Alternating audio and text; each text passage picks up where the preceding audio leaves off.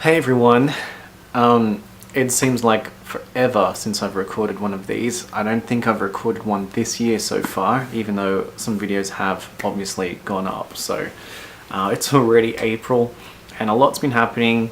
The same old excuse, I've been quite busy. Being a parent just seems to get more and more, not challenging, but time just runs away from you more and more as things go on. But on that note, Gillian is doing really well. We started swim classes with her, and those have been going well when she's been able to go. Unfortunately, she gets sick fairly often from some of her visits to daycare, so that sort of gets in the way of things. But she's walking now, which is great, and she's running, and she's really doing well with that. And she's starting to talk a lot more in her own language, so we're definitely seeing our little baby growing up quite a bit, and yeah, it will no doubt continue, but she's always bringing happiness to our lives, at least at this point. So yeah, things are going really well there. But being so busy, obviously I haven't had time to record these videos or film anything, or just haven't time to put them together. Barely keeping the aviation channel, Abraxas video, running at this stage, and yeah, just, you know, I still have all the drone footage and all that I've been wanting to put together and I've always been talking about, and yeah, just finding the time is really difficult. And of course, being that we're in April, so TV is looking interesting at the moment.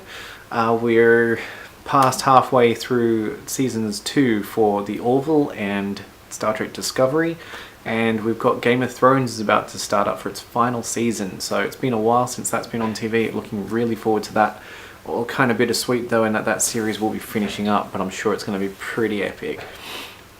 There's some construction going on behind, so if you hear anything. But I'm back on the sci-fi. Star Trek Discovery Season 2 has been much better than Season 1, although that wasn't really hard to do.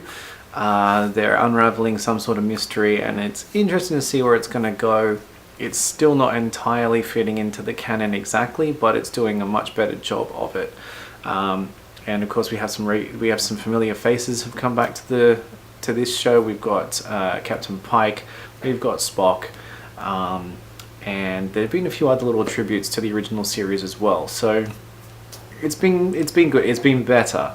It's not flawless. There have been a few things that still kind of irk me, but overall I've been enjoying this season a lot more. And again, we come back to the Orville. Has been amazing this season. Especially there's been a lot of character development. The story has been a little bit more serious than they have been in Season 1, but they've been really good. And I've got to put a shout out to their two-parter called Identity, which involved the resident robot Isaac, who is a crew member on the Orville. That was a fantastic two-parter. The second part had the second part had the most amazing space battle sequence I've seen since the likes of Babylon 5 and Battlestar Galactica. So you know, I do love my starship battles, and the Orville delivered in buckets for that one. But yeah, it's been a really good season. They've had some really thoughtful episodes, and yeah, it's just been good to watch.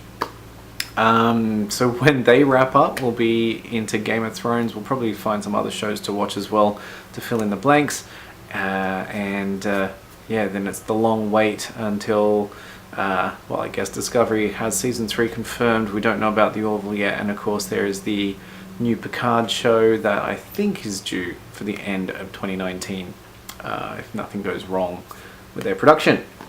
So what else has been happening? Well, been a few Lego things. We went to the recent Sydney Brick Show. That was only last weekend. Our 5th year visiting that, and the second one whilst it's at Panthers. We took Gillian along this time too, and there was a bit of a colour sensory overload for her, but she got to play in one of the Duplo pits until some of the bigger kids came along and sort of mucked it up a bit.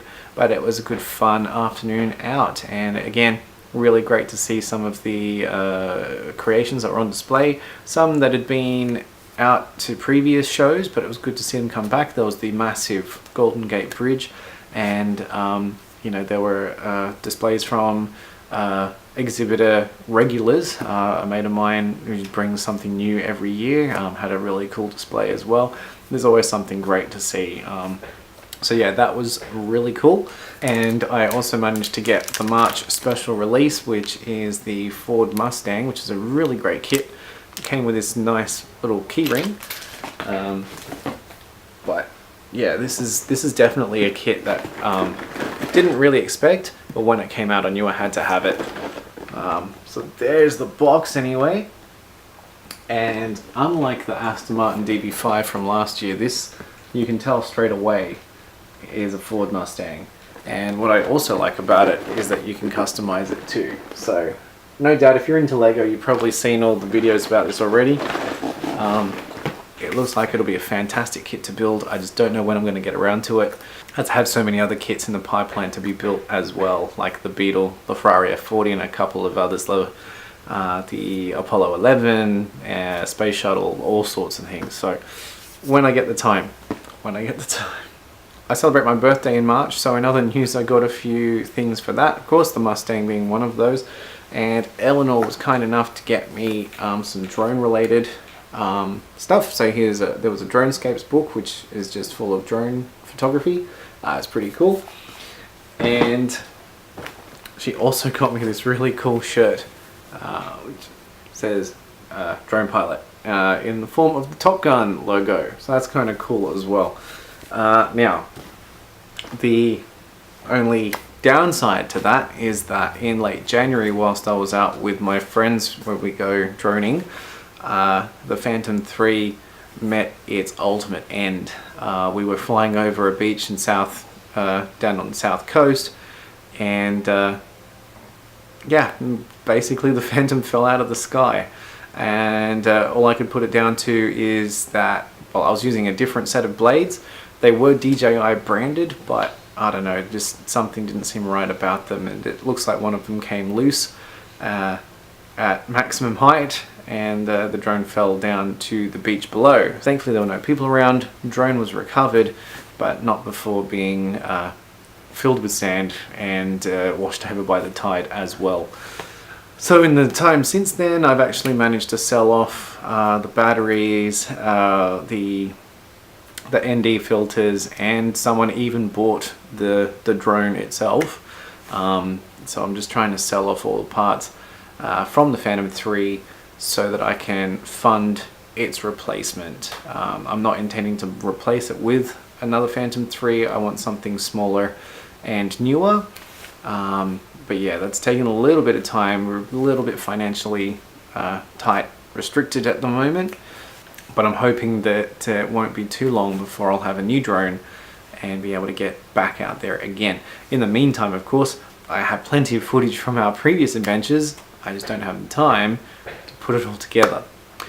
So it's a bit sad, and having those gifts from Eleanor is quite nice, the book and the shirt. It's just a little bit of a reminder that I don't actually have a drone to fly around. So yeah, hoping that we will be able to correct that very soon. And get back out there again.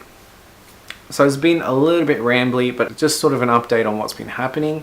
I will probably do more in-depth vlogs about some of this stuff later on, at a later point. And yes, so just an update really on how things are going. Things are mostly well, and yeah, I'll see what I can put up in the time to come. There are a couple of vlogs that I know I can throw together. It's just that T word again.